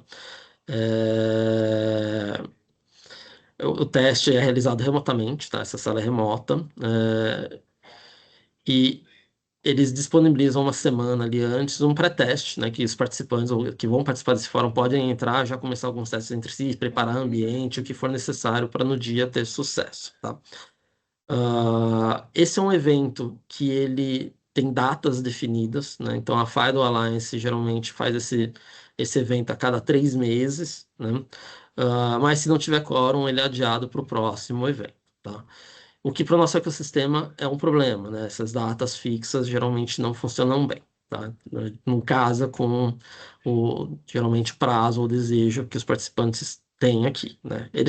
E nisso, né, eles disponibilizam uma alternativa que é o teste sob demanda, né? Então, eles têm algumas regras sobre esse teste sob demanda, e pode ser agendado pela própria FIDO Alliance, eles têm um formulário que é preenchido e vocês pedem esses testes sob demanda, né? Geralmente eles recomendam juntar um grupo, né, para facilitar, então vamos combinar entre algumas instituições aqui, fazer esse teste em tal data, tá? É uma possibilidade. Isso gera uma economia, porque esse teste sob demanda tem um custo, né, adicional, tá? E se juntar o grupo vai pagar um valor só da taxa, o grupo pode dividir, tá? Mas se não tiver um grupo, for fazer sozinho esses testes, também é possível, né? O cronograma desses testes de interoperabilidade marcados pela FIDO Alliance não foi divulgado ainda para 2026, né? O último teste aconteceu em dezembro de 2025, então deveria acontecer ali para março o próximo teste conjunto ali, tá? Mas como não foi divulgado, né? E a gente tem um cronograma aqui bastante apertado, talvez o caminho seja de fato fazer o teste sob demanda, tá? Avançado. Falando um pouco de custos, tá? A certificação ela tem um custo, tá? Da mesma forma de FAP ali, tá? Um custo em dólar, tá? Eles dividem da mesma forma. Tem os membros, né? Você pode ser uma instituição que é membro da FIDO Alliance, você paga uma taxa anual para ser membro, né? Nesses casos tem um desconto da certificação, né? Então, se você for certificar muitos servidores ou muitos dispositivos, geralmente vale a pena ser membro. Não acredito que não seja o caso da maioria dos nossos participantes, né? Para não membros, o custo é um pouco maior, né? Custa 90 mil dólares, 9 mil dólares por certificação, tá? Então, a certificação custa 9 mil dólares. Existe uma opção que eles chamam de certificação derivativa, né? Mas que ela exige que o fornecedor do Authorization Server esteja em conjunto com você na certificação, né? Na verdade, você está contratando um servidor de autorização que é certificado, mas vai mexer no core dele, descaracterizando ele, então ele deixa de ser certificado, ou tem alguma questão do seu ambiente, né? E essa certificação derivativa é uma extensão, né, de uma certificação anterior que atesta que, olha, não, essa implementação também é certificada. Ela é bem mais barata, né, mas precisa ter um servidor já certificado e atestado ali na implementação com o fornecedor, tá? O caso comum aqui, né, provavelmente vai ser o pagamento dos 9 mil dólares para certificação, tá? E opcionalmente, né, quem quiser pode adotar o uso do selo FIDO, né? Isso tem só uns termos para serem combinados ali com a FIDO Alliance, não é nada demais, tá? E também tem essa opção para você aparecer no site, para você poder usar também no seu site que você tem esse selo. Uma vez que você está certificado, você precisa comunicar ao ecossistema essa certificação, tá? Então, da mesma forma que a gente faz para o FAP, ali no diretório do participantes, na aba de certificação do servidor de autorização, né? Você vai ter a opção de cadastrar outros perfis de segurança ali, né? E o FI do server é um deles, né? E vocês vão precisar preencher uma URL dizendo qual é a sua certificação. Se você fez uma certificação própria, a sua certificação vai aparecer ali na lista de servidores certificados da FIDO Alliance, né? Então você usa a URL para essa lista ali no FIDO Certified Products, né? Se você usar um servidor de terceiro certificado, você pode pôr a URL do produto que você está utilizando. Tem que ser o site do produto do Transition Server mostrando que aquele produto é um FIDO Server certificado, tá? Então, no diretório vocês precisam registrar que estão devidamente certificados, tá? Deve avançar, Edu? Tem alguma questão aqui, tá? No FAP, a Associação Open Finance fez uma relação de parceria, né, com a OpenID Connect. A gente é Sustaining Member, então tem toda uma conversa sobre volumes de certificações, planejamento de certificações, descontos que acontece com a OpenID Connect. Com a FIDO Alliance, a gente não tem isso, tá? No caso da certificação FIDO, os participantes devem buscar por conta própria essa certificação, tá? A gente não intermedia nenhum processo, nem de solicitação, de agendamento, pagamento, emissão de certificado, nem nada, tá? A nossa única exigência aqui da associação é que vocês tenham um servidor certificado. Como vocês vão obter esse servidor certificado, como vocês vão fazer esse processo de certificação, é com vocês, tá? O participante, tá? Então, obviamente, a gente apoia em algo que precisar, mas a gente não faz o processo por vocês, tá? Pessoal, é isso que eu queria falar de certificação. Acho que vamos para os próximos passos aqui, né? Boa, Paulo, obrigado. Estou vendo duas mãozinhas levantadas, mas peço para que vocês esperem um pouquinho e daqui a pouco a gente entra para dúvidas, tá, pessoal? Vou continuar aqui falando sobre o cronograma do piloto, também os próximos passos, ou seja, o que a gente espera desse piloto, como que deve funcionar o processo de restrição de usuários, né, restrição de recursos e habilitação de usuários para testes, como que vai ser o acompanhamento que a gente aqui, como Associação Open Finance, vai fazer junto aos participantes, tá? Em linhas gerais, eu queria reforçar aqui a data, então o piloto oficialmente inicia em 6/2/2026 e o Go Live dessa funcionalidade está previsto aqui para 22 de abril. Vão ser 75 dias em que a gente vai estar fazendo, né, os testes da maneira mais exaustiva que é possível. Então, em termos de cronograma, pessoal, esse também é um cronograma que a gente já divulgou anteriormente. A gente está ainda numa etapa, né, de planejamento desse piloto antes que ele inicie. O workshop está acontecendo hoje, dia 23.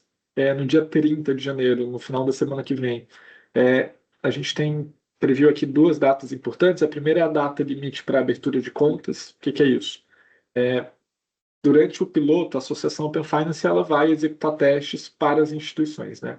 Só que para que ela faça isso, nosso fornecedor precisa ter uma conta aberta com essas instituições. A relação de contas abertas do fornecedor ela está disponível já no painel no QuickSight, então depois a gente compartilha também com vocês.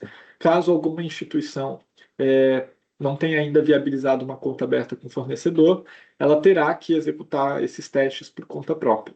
E aí, se alguém quiser ainda aproveitar essa próxima semana para tentar contatar o fornecedor e tentar viabilizar uma conta para que ele execute o teste por vocês, a gente pede que isso aconteça até o dia 30 de janeiro, porque na semana seguinte vai ser quando a gente vai fechar as volumetrias exatas, né, dos grupos de teste. Então, 30 de janeiro é também a data em que as ITPs vão ter que reportar aqui para a associação o seu interesse em participar do piloto. Então, se uma ITP já oferta JSR, ela não precisa participar desse piloto, a menos que ela deseje ofertar melhor, se uma ETP já oferta pagamentos, né, imediatos ou agendados via JCR, ela não precisa participar desse piloto, a menos que ela queira ofertar esse produto também em ambiente desktop. Se quiser ofertar em desktop, ela precisa abrir um ticket e a gente vai fazer as validações. Se uma ETP deseja ofertar o Pix automático, seja em mobile, seja em desktop, vai ter que abrir um ticket também para a gente conseguir fazer esse acompanhamento, tá bom? E aí eu peço aqui que o ticket seja aberto um ticket por interesse de participação, então produto mais canal, no caso das ITPs, até o dia 30 de janeiro, tá bom? O ticket ele pode ser aberto ali na categoria de processo de onboarding, interesse de participação, iniciadora. Isso também está ali no portal do desenvolvedor. No dia 6 de fevereiro é a data regulatória de início desse piloto, e é também um marco, né? O piloto ele vai começar com a publicação das API no diretório de participantes, tá bom? E aí aqui tem uma observação que eu queria fazer com todos vocês. Isso também era algo que estava ali na comunicação que a gente enviou anteriormente. Novos entrantes estão autorizados a antecipar a publicação da API, né? Então, a partir do dia 2 de fevereiro. Por quê? Porque a gente gostaria de utilizar as instituições para poder homologar a FVP e a gente ter mais segurança de que no início do piloto a ferramenta, né, todos os testes já vão ter sido aqui validados em produção pela estrutura, né? E a gente depende, obviamente, de uma instituição que já esteja em produção. No caso de instituições que já possuem a API de vínculo do dispositivo no diretório hoje e que vão precisar atualizar a versão dela, essa antecipação ela não está autorizada, porque esse é um versionamento minor, então tem quebra de contrato. Então, novos entrantes, caso queiram se voluntariar, antecipar para que a gente possa utilizá-los para fins de homologação da FVP, a gente pede que antecipem a publicação a partir do dia 2 de fevereiro. Quem já opera, essa autorização ela não existe, tá bom?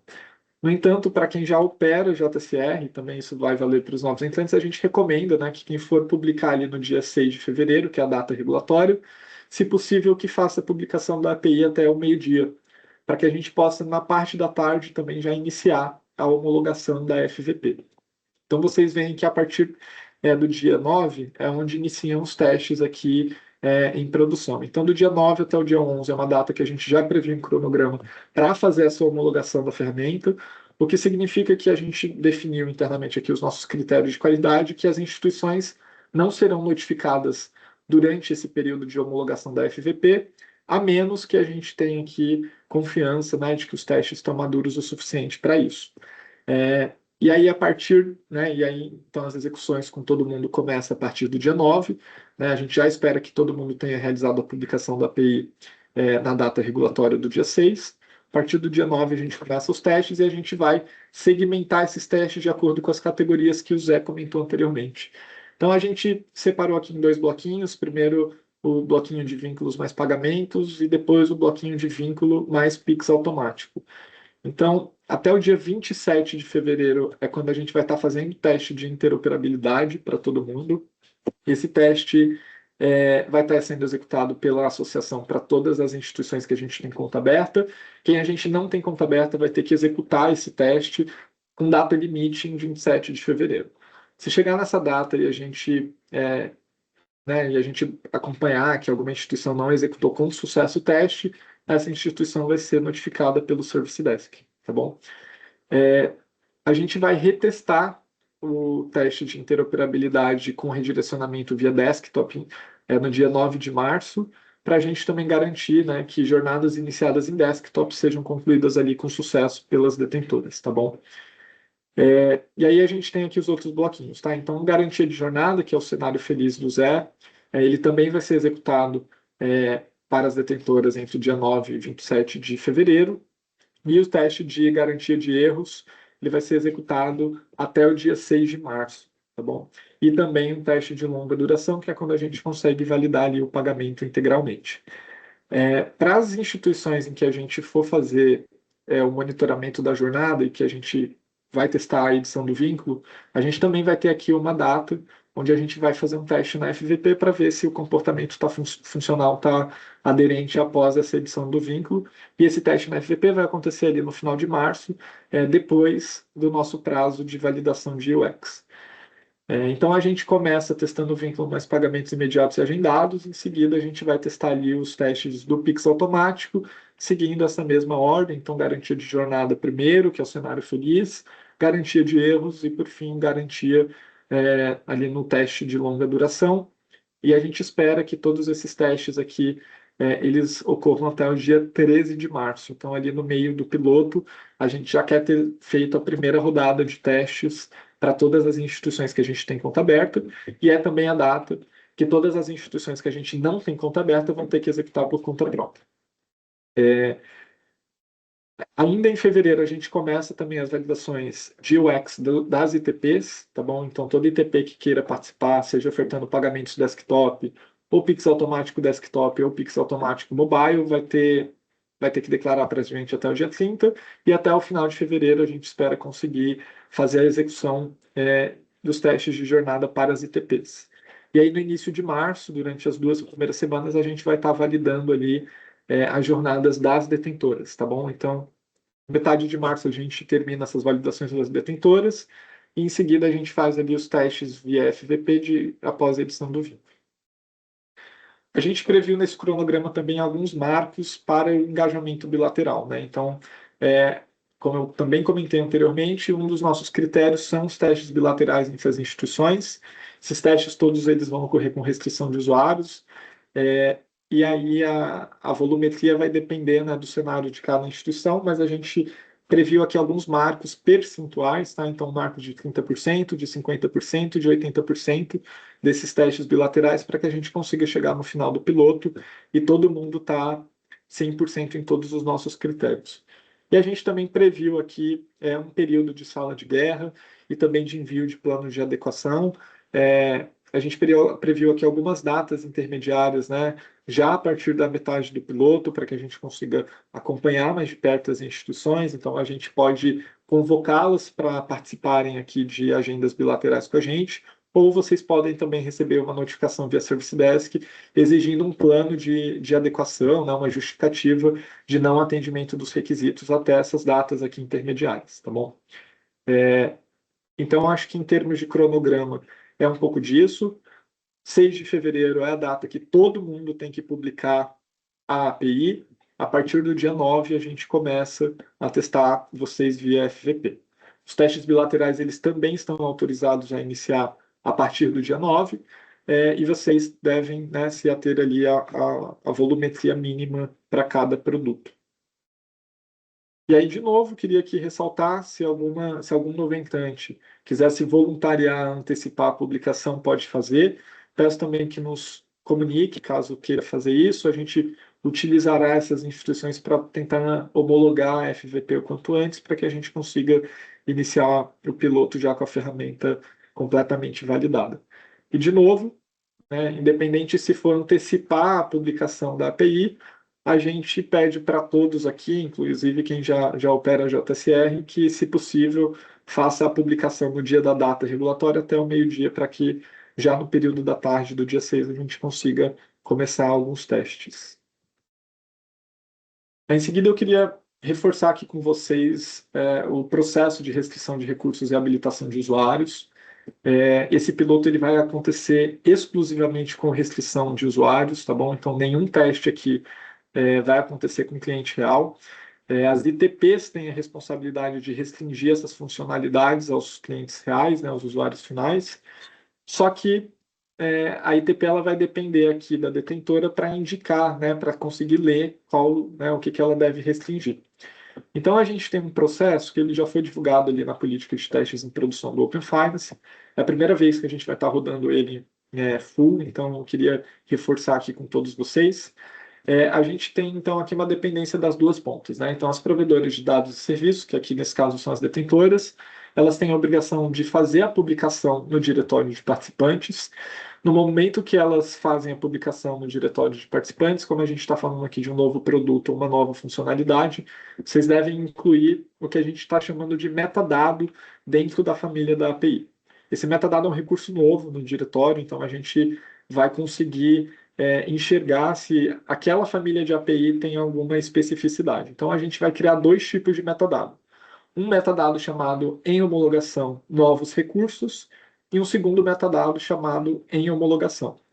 Então, toda detentora, no momento que publicar a API ou atualizar a versão da API, vai ter que também preencher este metadado, tá bom? Se você é um novo entrante, você vai preencher o metadado em homologação. Se você já opera, o que está em homologação vai ser apenas as novas funcionalidades. Além disso, então, além de publicar e preencher e configurar o metadado, a detentora vai ter que indicar para a ITP quais usuários poderão ser habilitados ali para fazer esses testes em produção.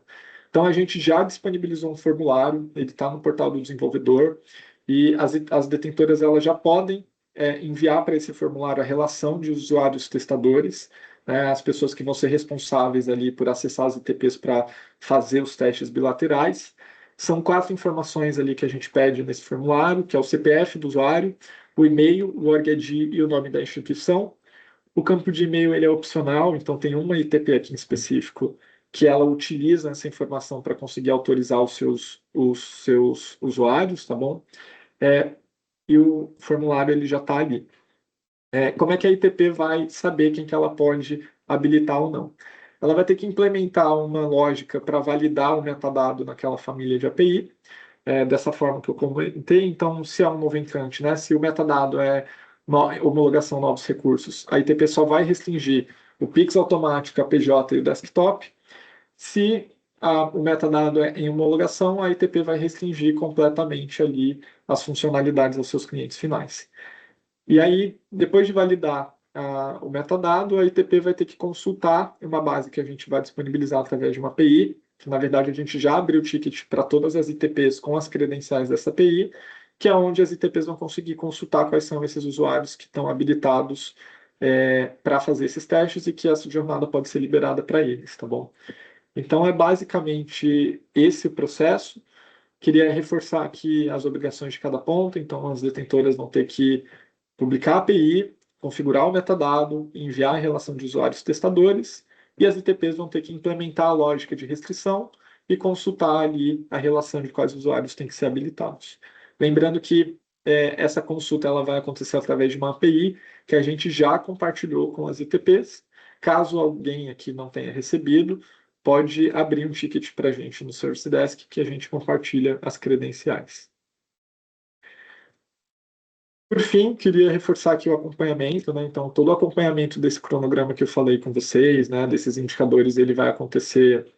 A gente vai ter um painel onde vocês mesmos vão poder acompanhar o atingimento ou não desses indicadores.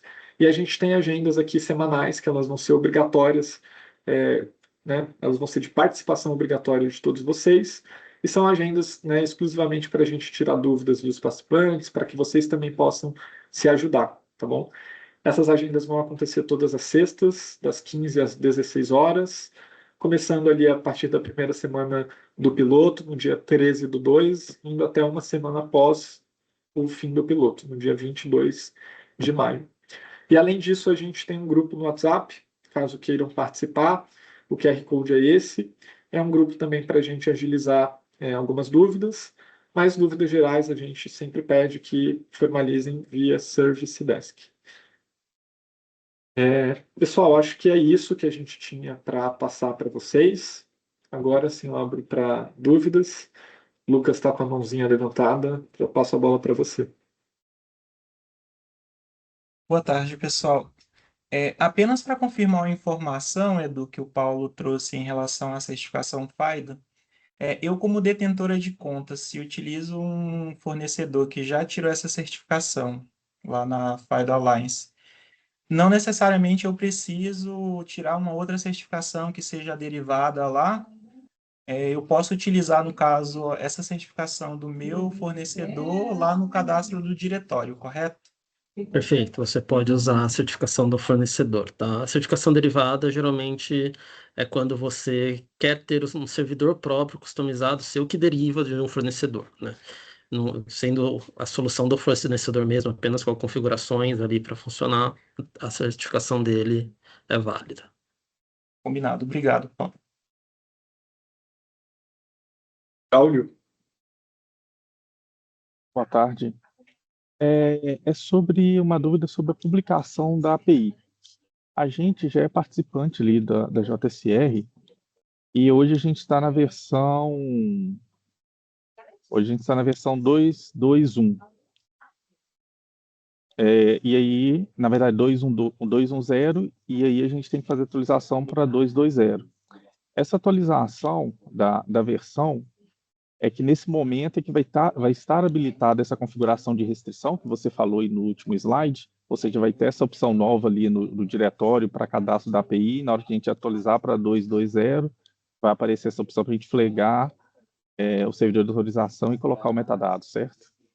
Perfeito. Então, lá no dia 6 de fevereiro, quando você atualizar a versão da API, aí vai ter uma opção lá de metadado daquela família de API, tá? Então, a opção vai estar vinculada à família da API e vão ter esses dois valores aqui que eu citei. Como você já participou do primeiro piloto, então para você é em homologação novos recursos. Beleza, obrigado.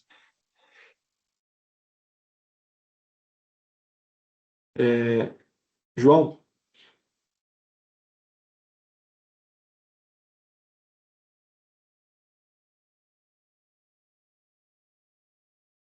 João, se você está falando, eu não te ouço. Perdão, pessoal, a internet está oscilando um pouco aqui. Oi, Dora, a minha pergunta vai em linha com a anterior, só para confirmar talvez o entendimento. Pelo menos anteriormente, nós tínhamos que manter duas versões durante o piloto, certo? Se eu entendi corretamente, agora vai ser apenas uma versão e a distinção das ITPs para esse ponto vai ser através do metadado. É isso mesmo? Médio. Na verdade, a gente tem dois tipos de versionamento. Versionamentos major, onde a gente prevê um período de convivência entre duas APIs, e versionamentos minor. Nesse caso, a gente está fazendo um versionamento minor da API de vínculo do dispositivo. Então, quem já tem a API vai ter que inativar a anterior e só ativar a nova, tá bom? E aí a Perfeito. configuração do metadado mesmo. Obrigado. Nada. Pessoal, mais dúvidas?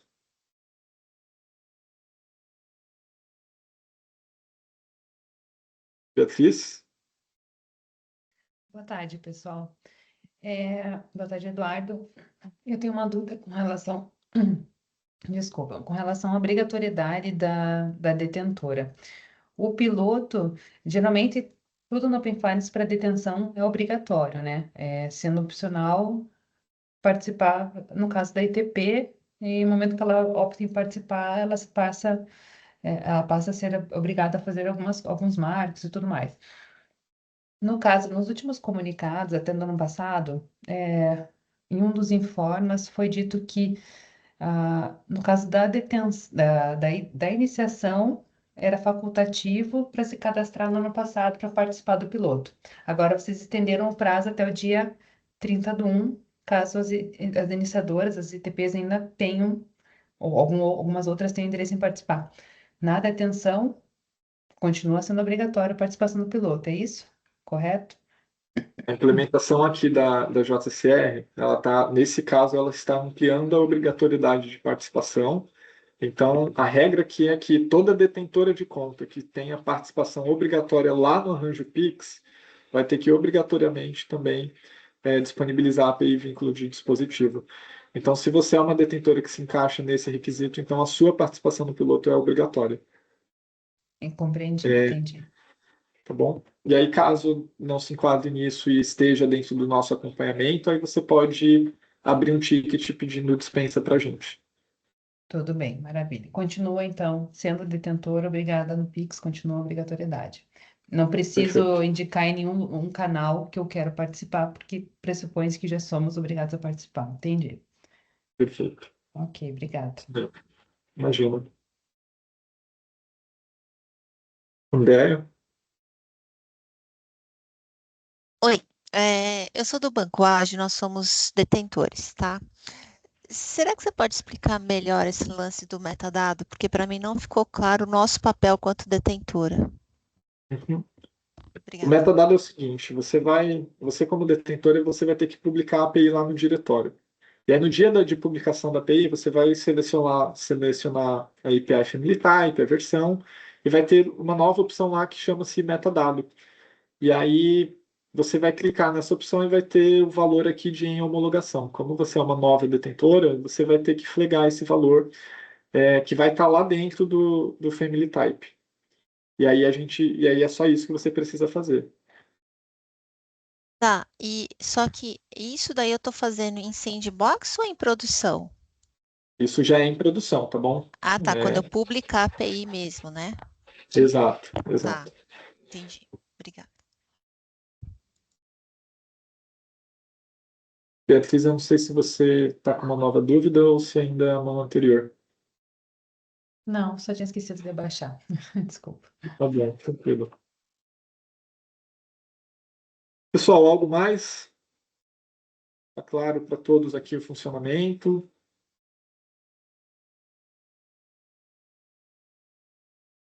Maravilha. Então, queria só reforçar o pedido que eu fiz aqui no início. Não sei se estavam todos. Eu enviei um formulário pedindo que vocês indicassem, né, se já possuem a certificação FIDO. Importante aqui também para a gente ter esse acompanhamento prévio ao piloto. Lembrar o que o Paulo falou, a certificação FIDO ela é um requisito obrigatório para a JSR. E aí peço que quem ainda não preencheu, que o faça. Eu compartilhei novamente aqui o formulário no chat. Já temos o grupo no WhatsApp, a gente tem a nossa página centralizada também ali com as diretrizes desse piloto. Se tiverem dúvidas adicionais, vocês podem abrir um ticket no Service Desk, ou eventualmente também mandar ali uma mensagem no grupo do WhatsApp, e a partir do dia 13 a gente inicia as nossas agendas recorrentes de acompanhamento. Em breve vocês devem receber o convite para essa reunião, tá bom? A gente vai disparar para todos os administradores do diretório.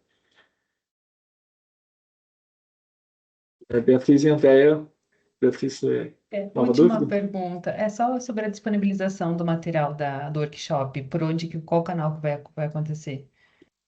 A gente vai mandar um informe, tá? Compartilhando os links. Posso Ok, fazer mais uma obrigada. pergunta? À vontade, a gente tem 20 minutos ainda. Legal. Como foi no modelo lá de pixel automático, e tal, nós tínhamos a relação de ITPs que estavam disponíveis para a gente fazer toda essa troca. Aqui também vai ser igual, a gente vai ter a relação dessas ITPs, que a gente possa fazer os pagamentos e tal? Perfeito, sim. Aqui, no dia 30 é a data limite que as ITPs têm para dizer que querem participar, e aí na semana seguinte a gente consegue consolidar e compartilhar com vocês. Ah, perfeito. Obrigada. Maravilha, pessoal. Se não tem nenhuma dúvida adicional, então acho que a gente pode encerrar por aqui. Um último lembrete que eu queria dar é que na terça-feira a gente vai ter a disponibilização do motor estável de JCR. Essa versão do motor ela vai ter algumas alterações relevantes, então todo mundo vai ter que reexecutar pelo menos algum novo teste. Peço que vocês fiquem atentos ali aos informes. E lembrar que os novos entrantes têm que submeter o plano completo, o sucesso completo em todos os planos de JSR para ter a certificação, tá bom? Quem já opera é só executar o teste, o modelo é simplificado, o novo entrante tem que executar todos os testes de todos os planos de JSR que a gente também já divulgou para conseguir obter a certificação e conseguir publicar em tempo ali do cronograma. Eric? Fala, Eduardo, boa tarde. Vocês vão disponibilizar em forma os testes específicos que a gente vai precisar reexecutar, por causa de instruções já participantes? Sim, a gente divulgou. Acho que a gente mandou um lembrete nessa semana, reforçando os testes, tá? Mas eu vou confirmar aqui e eu posso compartilhar no chat. Não sei se alguém tem de pronto, mas eu coloco aqui no chat também o último informe. Muito obrigado.